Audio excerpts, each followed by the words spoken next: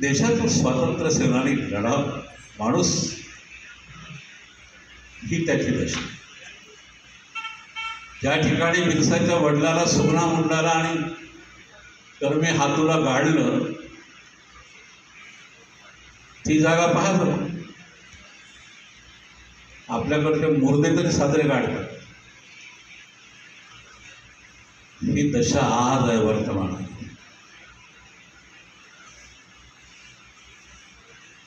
जिवंतपणे तडमडत मरतात हे लोक. बाबासाहेब तडफडत मेले. शांती नव्हती आंबेडकर. माझ्यावरही माझ्या पूर्वीच्या कार्यकर्त्यांवरही तशीच पाडी आली.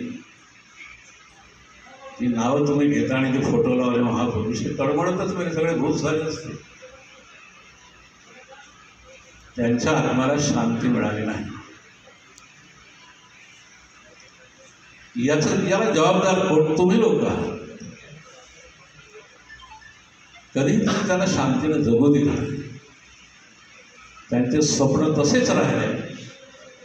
काय होईल माझ्या समाजाचं, काय होईल, काय होईल या चिंतेने ते मेले. त्या चिंतेने तुम्ही मलाही मारणार. बाबूराव मळावीही मेले आणि नारायणचे उलटे गेले. किती काळ चालवणार आहात तुम्ही? किती काळ?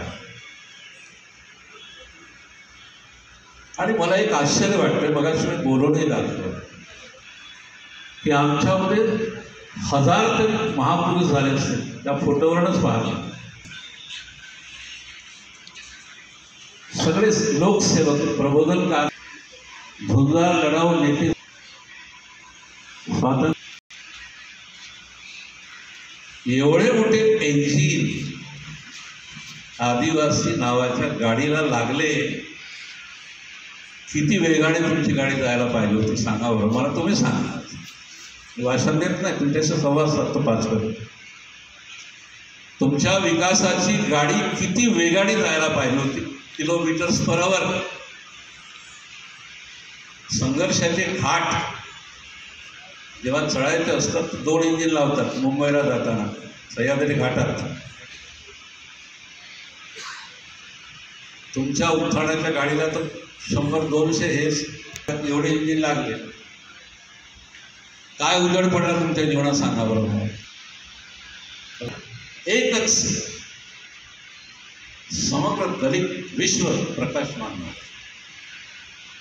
काय साठायचं यांना हे लावले फोटो, लोणचं टाकायचं यांचं.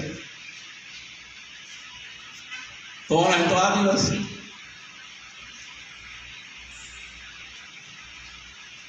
वैचारिक क्रांती जी पाहिजे होती ती मुळात झालीच नाही तुमची. आणि या एकाही महापुरुषाने वैचारिक क्रांती केली असं मला वाटत नाही.